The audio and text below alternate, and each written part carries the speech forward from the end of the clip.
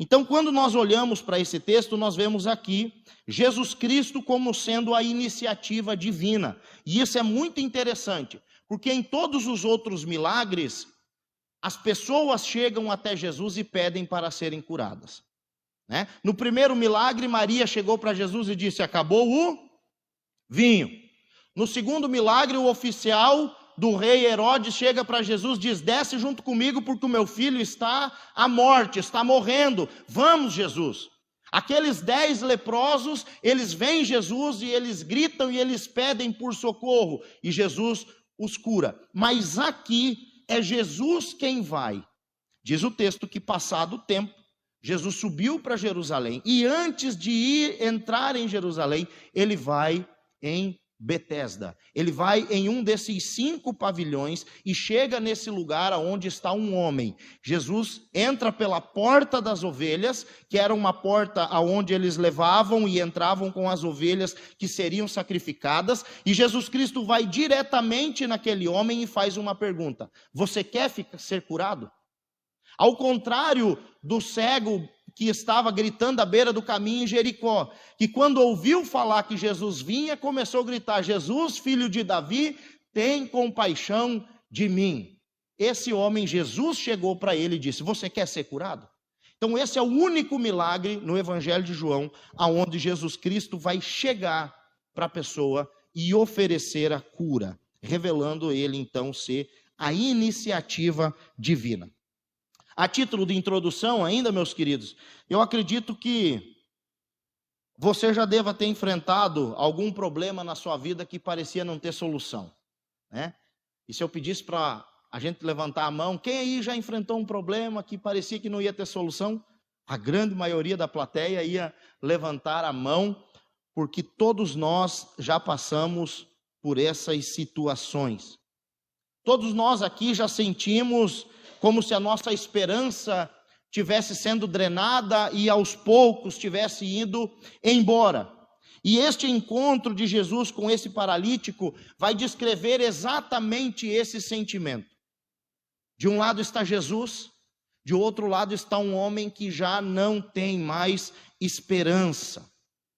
Há 38 anos vivendo em cima de um pedaço de pano, que era isso, a maca ou a cama aqui, era uma coberta grossa de lã que esse homem vivia em cima, há 38 anos, do lado de um tanque chamado Betesda, aonde se reuniam muitos outros enfermos. E nós podemos comparar essa situação com a situação do mundo. Um mundo de pecadores esperando supersticiosamente alguma solução. O que é que nós podemos aprender? O que é que Jesus Cristo nos ensina com esse terceiro milagre? Eu separei aqui algumas lições. A primeira lição é que nós somos pessoas necessitadas de esperança e de ajuda. Todos nós carecemos de esperança e ajuda. Esse texto nos revela um homem que estava paralítico há 38 anos, ou seja, ele não nasceu paralítico. Nós não sabemos com quantos anos ele sofreu esse acidente e qual foi esse acidente, o que levou esse homem a se tornar um paralítico, mas há 38 anos ele está nessa situação. E como é que eu imagino essa cena? E essa cena na minha cabeça, quando eu leio esse texto, eu imagino esse homem já com mais dos seus 40 anos de idade, quem sabe aí um homem já com seus 50 anos de idade, completamente desprovido de esperança, cheirando mal, com os músculos atrofiados, com escoriações pelo seu corpo, com feridas abertas. Se você conhece alguém que tem essa deficiência, você sabe como os membros inferiores vão mirrando, vão afinando, os músculos vão se deteriorando aos poucos. E eu imagino esse homem que está há 38 anos nessa situação. Apesar de ele ter algum pouco de mobilidade nos seus membros superiores, ele se arrasta. Ele se arrasca. Ele já tinha perdido a esperança. Ele está deitado em um dos pavilhões da casa de misericórdia, porque é isso que Betesda significa. Casa de misericórdia. Mas mesmo estando na casa de misericórdia, ele mesmo revela que não recebeu misericórdia de ninguém. Porque quando se agitavam as águas e ele chegava até na beirada do poço, outro já tinha descido no seu lugar. Quem sabe o outro que precisava menos do que ele, mas tinha ajuda. Então é um homem paralítico há 38 anos que não tem ninguém por ele. Ele é um espectador. Ele observa o movimento das águas, mas ninguém o ajuda a entrar dentro daquelas águas. Esse homem paralítico não consegue sozinho. Mesmo se rastejando com muita dificuldade, até tenta, mas não consegue chegar nos seus objetivos. E do mesmo jeito que ele vai rastejando até o poço, ele volta rastejando para a sua cama. Você já imaginou que vida terrível, irmãos? Fazer isso durante 38 anos. 38 anos. Ele já não tem mais esperança. Na verdade, esse homem está aguardando dar o seu último suspiro, deitado em cima dessa cama. E talvez se fosse eu ou você escrevendo essa história, o final seria trágico. E o final só caminha para um lado, quando nós olhamos na ótica humana. É o quê? Um dia, alguém, um funcionário desses 5 pavilhões, e ele já era conhecido, imagine, 38 anos no mesmo lugar. 38 anos. Alguém passar e cutucar ele deitado lá no cantinho da sua maca e dizer: ô fulano, levanta que o anjo pode descer hoje. E esse homem está morto em cima da sua cama. O único fim, na ótica humana, é que esse homem seria achado morto ali em cima. Seria então retirado daquele local, sepultado sem nenhuma cerimônia, e outro assumiria o seu lugar. Eu me lembro quando eu estava internado do Covid, e eu estava na UTI, ainda lúcido, veio a óbito um homem que ficava numa cama em frente à minha.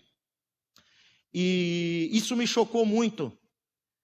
Isso me chocou muito, porque eu não estou acostumado com isso. Quem trabalha nessa área é normal, mas para mim não. Imagina um pastor estar vendo uma coisa dessa. O que é mais precioso para o pastor do que a vida humana? Não tem. E simplesmente eles falaram assim: vá. Mas aconteceria isso com esse homem. Talvez iriam dizer: olha, vagou o canto lá do paralítico. Se outro quiser ocupar esse lugar, venha. Mas louvado seja Deus, não foi isso que aconteceu. E por que é que não foi isso que aconteceu? Porque Jesus Cristo apareceu na história. E toda vez que Jesus Cristo aparece na história, algo maravilhoso vai acontecer. Ele muda completamente. Versículo 6. Jesus, vendo-o deitado e sabendo que estava assim havia muito tempo, perguntou: você quer ser curado? E aí eu fiquei pensando nisso. Por que é que Jesus fez essa pergunta? E a resposta, irmãos, a essa pergunta, que não é retórica, mas nós precisamos pensar um pouquinho. Porque infelizmente tem gente que gosta de ser doente. E provavelmente você conhece alguém assim. Você se queixa de uma dorzinha, a pessoa tem uma dor maior. Você fala que dói a ponta da orelha, ela diz: meu, dói as duas orelhas. Não só a ponta, dói em cima, dói aqui. Você fala: ai, eu estou com uma dor aqui. Meu Deus, eu tive quase que retirar o rim. A pessoa, ela se anima, ela enche a boca para dizer que está doente. E Jesus chega para aquele homem e pede: você quer ser curado? Porque muitas vezes as pessoas não querem ser curadas. Infelizmente, irmãos, elas preferem ser o centro das atenções. O doente ganha destaque. E tem pessoas que preferem ficar com aquela enfermidade, pois elas passam a ser os alvos das atenções. A resposta do homem nos chocou. Por quê? Porque se fosse você, imagina você nessa situação, 38 anos. Tem gente aqui que não tem nem 38 anos. Mas imagine só, 38 anos vivendo, se arrastando, sem ter ninguém por você. Quem sabe, às vezes, fazendo a necessidade em cima de você mesmo, sem ter ninguém para lhe ajudar, para te dar um copo d'água, para limpar suas feridas, nada, absolutamente sozinho. E aí vem alguém e diz: você quer ser curado? Ô meu irmão, se sou eu digo: eu quero, agora. Mas esse homem não responde isso. Versículo 7. O enfermo respondeu: Senhor, não tenho ninguém que me ponha no tanque. Quando a água é agitada, quando tento entrar, outro enfermo chega antes de mim. Esse homem diz: eu não tenho ninguém. Querer eu até quero, mas ele não diz isso. Ele fala: eu não tenho ninguém. Ele julgava estar completamente sozinho, não ter ninguém. Mas isso era uma mentira. Muitas vezes nós também nos vitimizamos dizendo: eu não tenho ninguém. Deus não se importa comigo. E aí o interessante é que Jesus, versículo 6 diz assim: Jesus, vendo e sabendo. Olha aí, versículo 6. Vendo-o deitado e sabendo que estava assim. Alguém falou para Jesus? Jesus estava com binóculo? Não, irmãos, Jesus está subindo para Jerusalém. Mas mesmo sem vê-lo, diz o texto que Jesus viu. E mesmo sem ter ninguém contado para ele da situação desse homem, Jesus sabia. O que isso significa? Que nós, de maneira nenhuma, estamos sozinhos. Os olhos do nosso Deus estão sobre nós a todo momento. Aquele homem julgava estar sozinho durante 38 anos, mas o texto diz que Jesus, vendo e sabendo que ele estava assim, foi até ele. Por quê? Porque Jesus ama os seus pequeninos. Ele é o bom pastor. Nós nunca estamos sozinhos. Ele conhece cada uma das suas ovelhas e nenhum dos seus se perde. Nenhum é menos importante ou mais importante. Nenhum judeu entrava por aquele caminho, porque era constrangedor. Você já imaginou ter que passar pelo meio de uma centena de pessoas enfermas, de todas as debilidades, e diz o texto que era cego, era coxo, era paralítico, era gente de todo tipo de sofrimento. Mas Jesus decide entrar por ali, porque ali existia alguém que precisava dele. Oh, meus queridos irmãos, Jesus subiu para Jerusalém e foi direto ao homem paralítico. Conhecendo a sua debilidade, disse: você quer ser curado? Você quer ser curado? Imagine o susto desse homem. Ele mal conseguiu identificar quem estava com ele. Na verdade, ele não conseguiu nem ver, porque depois de ter sido curado, perguntaram para ele lá no versículo 12 e 13, quem é que lhe deu ordem para carregar uma cama no sábado? E esses judeus estavam corretos, a lei estava a favor deles. No sábado não podia fazer obra nenhuma, não podia fazer esforço nenhum. E aí esse homem responde: olha, aquele que me curou disse para eu carregar. Aquele que me curou deu a ordem e eu estou cumprindo essa ordem. E aí perguntaram: quem é o homem que disse a você, pega o seu leito e ande, versículo 13, e ele vai dizer: aquele que tinha sido curado não soube responder, porque Jesus tinha se retirado, por haver ali muitas pessoas. Jesus evitava as multidões, e isso me leva a pensar no tamanho da dor e do trauma que esse homem estava vivendo. Ele foi curado e nem viu a cara, o rosto de quem o curou. Ele foi ajudado e não gravou a fisionomia de quem o ajudou. Só quem já passou por alguma necessidade e foi ajudado num momento de tamanha dor, sabe como a gente fica com o coração grato. Você não se esquece de quem lhe ajuda numa situação dessa, ainda mais depois de 38 anos de sofrimento. Mas esse homem tinha perdido completamente a esperança por viver 38 anos sendo humilhado. Ele não conseguia mais nem olhar no rosto das pessoas.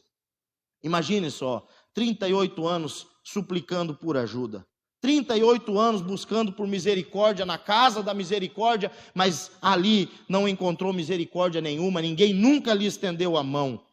Esse homem tinha sido paralisado pelo pecado, mas a falta de amor dos outros, das outras pessoas, deixou aquele homem cego. Ele já não conseguia mais ver o bem nos outros. Oh, meus irmãos, Jesus estava ali conversando com ele, e mesmo a sua deficiência não sendo visual, ele não conseguiu perceber que Jesus estava ali. Muitas vezes nós estamos como esse homem. Mesmo não tendo uma deficiência visual, nós não conseguimos ver que Jesus está conosco. Nós começamos a prestar mais atenção na nossa dor, no nosso sofrimento, na nossa aflição, e parece que Jesus não está. E Jesus está diante de você hoje dizendo: você quer ser curado? Por mais difícil que seja a situação, ou por mais dolorosa que ela possa ser, Jesus sempre está presente. Sempre está presente. Nós precisamos prestar atenção nisso. Para Marta e Maria, quando perderam o irmão Lázaro, Jesus Cristo estava presente e disse: eu sou a ressurreição e a vida. Para a viúva que saía com o seu filho único dentro de um esquife em Naim, Jesus Cristo disse: não chores. Para os discípulos que estavam diante da morte no mar revolto, Jesus Cristo disse: calma, sou eu, não tenham medo. Jesus sempre se faz presente, e uma coisa é certa, meus queridos irmãos: Ele nunca, jamais nos abandona, jamais. Jesus então fez uma pergunta muito simples e direta, mas a resposta do homem vem carregada de ressentimentos. A pergunta: você quer ser curado? O que o homem diz? Não tenho ninguém por mim, ninguém me leva até o tanque. Quando eu escuto a água mexendo, já é tarde demais, já é tarde demais. Mas olha, preste atenção, eu sei que a solidão deve ser algo terrível, mas nós não podemos culpar os outros pelo nosso fracasso. Até porque a pergunta de Jesus não foi: por que é que você não foi curado? Se Jesus tivesse perguntado por que é que você não foi curado, o homem poderia dizer: eu não fui curado porque eu estou sozinho há 38 anos e ninguém me carrega até o tanque. Mas Jesus fez uma outra pergunta: você quer ser curado? E essa é a pergunta que Jesus faz para você hoje. Não é por que é que está doendo. Jesus está fazendo uma pergunta seguinte: você quer se livrar dessa dor?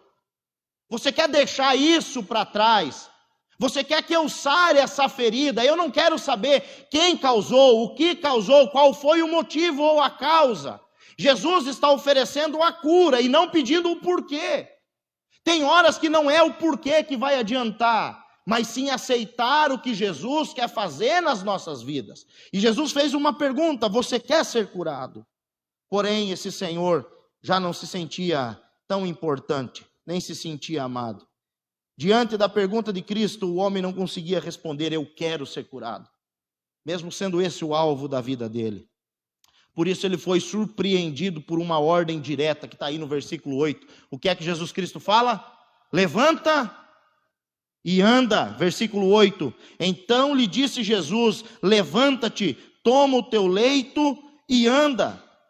A palavra de Cristo, irmãos, entrou de uma maneira no coração daquele homem. Isso é maravilhoso demais. No milagre, o primeiro milagre, Jesus transforma os elementos pelo poder da sua vontade. No segundo milagre, Jesus Cristo cura o filho do oficial do rei pelo poder da sua palavra à distância. Aquele jovem estava a 30 quilômetros de distância de Jesus, quando ele disse: o seu filho está curado. E agora Jesus Cristo dá uma ordem, e aqueles 38 anos de músculos atrofiados voltam à vida. Aquela perna que talvez estava toda deformada toma uma forma. Aquele homem que já estava com a sua coluna amassada, sem condição nenhuma, aquele homem dá um salto e fica de pé na mesma hora, porque a palavra de Cristo entrou de uma maneira profunda e eficaz na vida dele e o colocou de pé. Você vai levantar. Levantar, a palavra de Cristo colocou aquele homem de pé. Versículo 9: imediatamente o homem se viu curado e, pegando o leito, começou a andar, e aquele dia era sábado. Bom, dito isso, nós vamos ver quem é Jesus revelado neste milagre. E Jesus, como eu falei para vocês, é a iniciativa divina. Ele é o Deus Emanuel, o Deus conosco. Ele não se importa da nossa pobreza espiritual, nem tampouco da imundícia do nosso pecado. Ele vem até nós. Ele vem até nós. Jesus é o Deus Emanuel que se aproxima de nós. Ainda no versículo 6, e Jesus, vendo este deitado e sabendo que estava neste estado havia muito tempo, Jesus se aproximou daquele homem. Jesus nos mostra neste milagre que ele é o Senhor presente em todas as situações. Jesus estendeu a mão para aquele homem. O tempo que aquele homem permaneceu paralítico não era um empecilho para Jesus. E isso é muito interessante, não desmerecendo a medicina, irmãos, porque é também um braço onde Deus atua.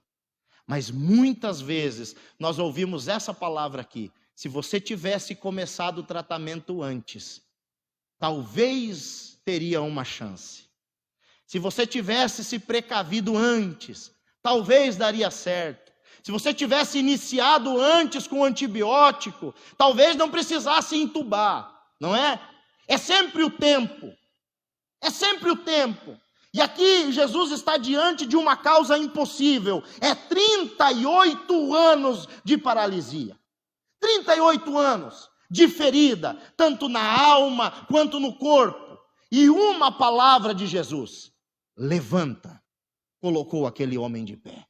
Não importa quanto tempo você esteja sofrendo, uma palavra de Cristo sara a sua alma, sara o seu corpo, coloca você de pé novamente. Quantas vezes as pessoas tentam limitar o agir de Deus, marcando dia e hora, como esses judeus aqui do texto. Ao invés de se alegrarem por uma cura, disseram: ué, como que você está caminhando e com essa cama debaixo do braço? Não, mas aquele que me curou disse para mim caminhar, e eu estou caminhando. Quem é que deu ordem para você fazer isso no sábado? Mas Jesus é Deus soberano. Ele não precisa de autorização absolutamente de ninguém para operar. Ele opera no sábado, no domingo, na segunda, na terça, na quarta, na quinta, na sexta, qualquer dia da semana, qualquer horário, independentemente da nossa fé, porque esse homem já não tinha mais fé, ele já não tinha mais esperança, ele não acreditava mais em ninguém, e Jesus chegou para ele e disse: você quer ser curado? Ele não conseguiu nem dizer que sim, mas Jesus disse: eu quero. Ô meus irmãos, o que é que pode impedir o eu quero do Senhor? O que é que pode impedir o eu quero realizar de Deus? Quem é que pode se levantar e dizer que Deus não vai fazer, quando Ele mesmo se propõe a fazer? Absolutamente ninguém. O eu quero do Senhor, o eu quero do Senhor tocou aquele homem, e ele ficou são. É o Deus onipotente, onipresente, dizendo: você vai andar. E ele andou. Mas em terceiro lugar, Jesus é o Deus perdoador, versículo 14.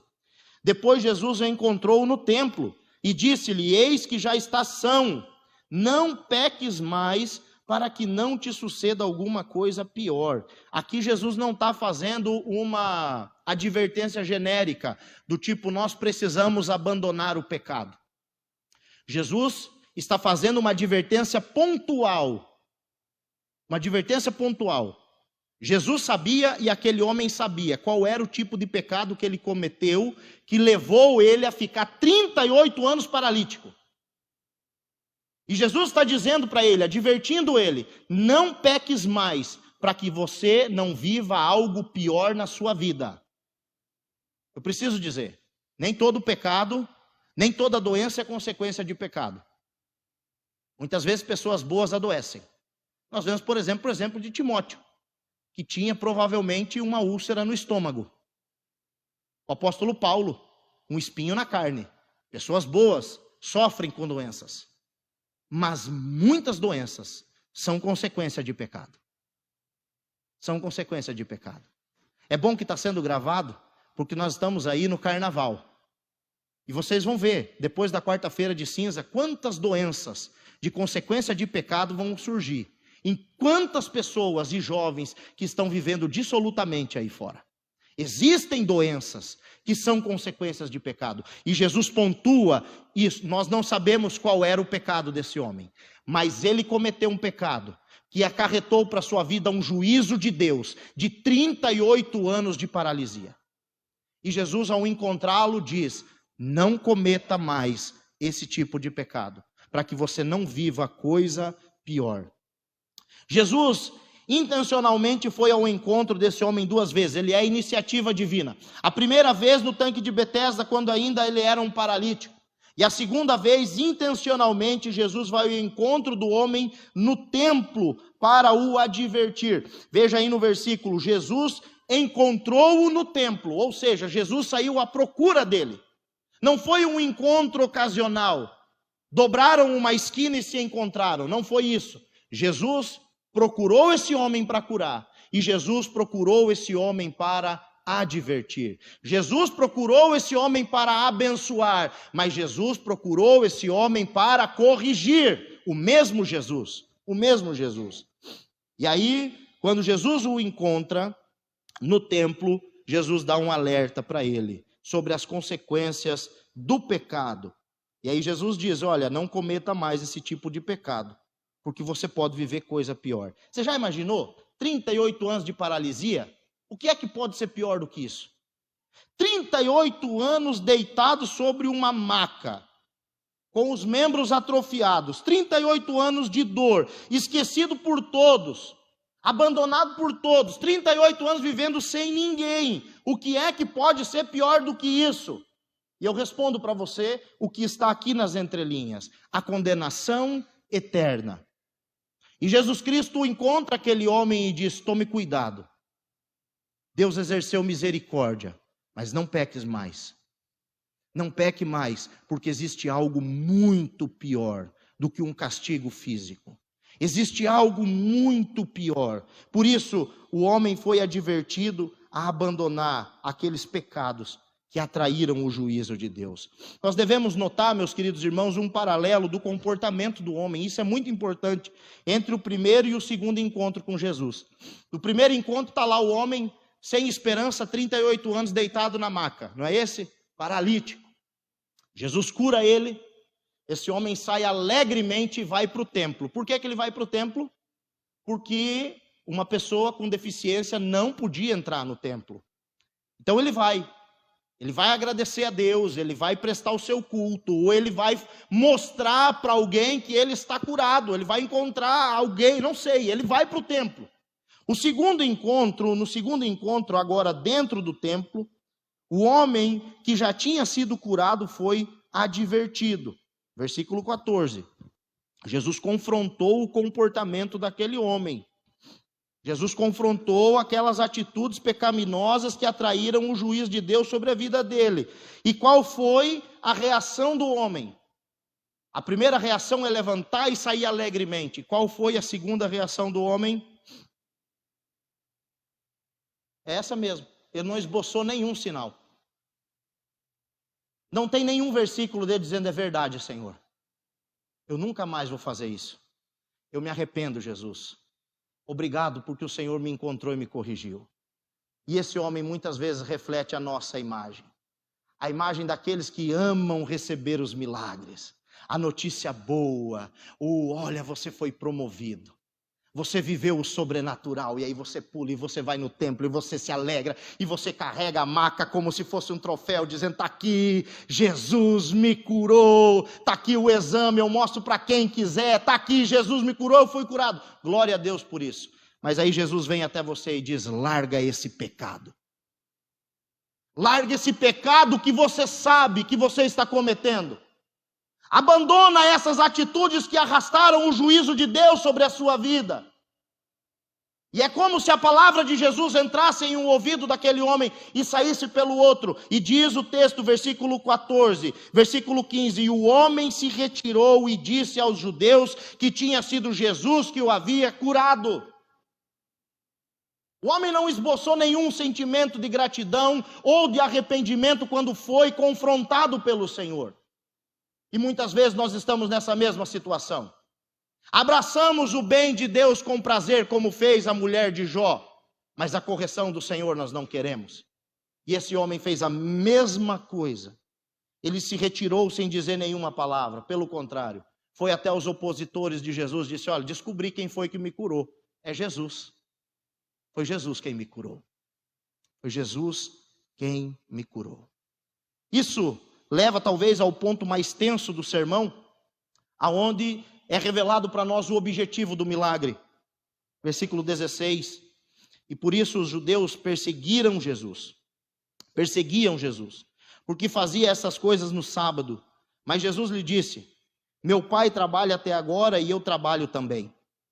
Por isso os judeus cada vez mais queriam matá-lo, porque além de desrespeitar o sábado, também dizia que Deus era seu próprio Pai, fazendo-se igual a Deus. O que é que irritou tanto os judeus? É porque eles entenderam a mensagem. O que é que irritou tanto aqueles líderes? É que eles entenderam a mensagem do milagre. Esse homem está dizendo que Deus é o seu próprio Pai.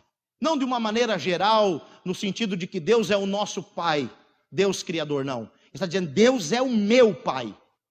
Eu, Jesus, sou o Filho de Deus, o Filho unigênito de Deus.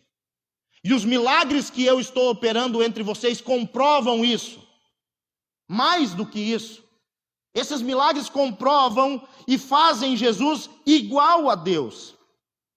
Esses milagres e esse milagre termina com uma confirmação de que Jesus é Deus e Ele é maior. Ele é maior do que Moisés, Ele é maior do que a lei, Ele é o Senhor do sábado. Ele é a revelação de Deus. A lei foi dada para os homens, mas Deus é soberano e continua trabalhando. E Jesus responde para aqueles homens, se o meu Pai trabalha até o dia de hoje, eu também trabalho. Eu também executo essa obra, independente do dia da semana. E os judeus então entenderam o que Jesus disse. Mas isso não causou conversão ou comoção. Muito pelo contrário. Revolta e ódio. Versículo 18. Por isso os judeus cada vez mais queriam matá-lo. Porque além de desrespeitar o sábado, também dizia que Deus era o seu próprio Pai, fazendo-se igual a Deus. Qual a conclusão de tudo isso, irmãos? Primeiro, de que a história desse homem pode ser a sua história. Pode ser a minha história. E muitas vezes, nós estamos também assim, aguardando supersticiosamente algo acontecer. Nós precisamos aguardar o Senhor Jesus Cristo. Quem sabe os problemas da vida, os traumas, os abusos, os assédios, as decepções, ou até mesmo uma doença física tenha te paralisado. Quem sabe pela sua própria força você já não aguenta mais lutar. Insistiu, mas desistiu. Não aguentou. Quem sabe como aquele homem você julga estar sozinho. Não tenho ninguém por mim. Estou desamparado. Mas a verdade é que você não está sozinho. Você não está sozinha. Jesus está com você. Jesus está com você. Você nunca saiu do campo de visão de Cristo. Quando eu estava internado, e eu cheguei a uma conclusão óbvia de que eu ia morrer. Imagina, irmãos, diabético tipo 1, com Covid-19, num hospital de campanha. Sabe o que é um hospital de campanha? Sem muito recurso, numa cidadezinha lá no Goiás. Só quem passou essas tensões de UTI sabe como é que é. Lá dentro você não tem ninguém por você, você é um número. E eu pensei sinceramente que eu ia morrer. E eu lembrei dessa passagem.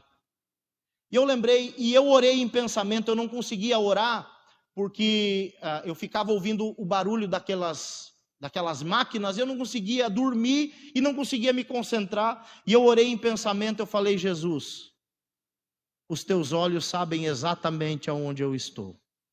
Se eu ficar bom agora, eu não consigo sair daqui. Mas o Senhor sabe aonde exatamente eu estou. Então entra nesse hospital e me encontra. Entra nesse hospital e me acha, porque eu preciso do Senhor. Eu preciso do Senhor. Naquela noite, eu não lembro se era a noite ou o dia, mas naquele momento, eu tive um sonho. E depois do sonho, eu tive a plena confirmação de que Jesus tinha me curado. É tanto que 24 horas depois, eu estava no quarto.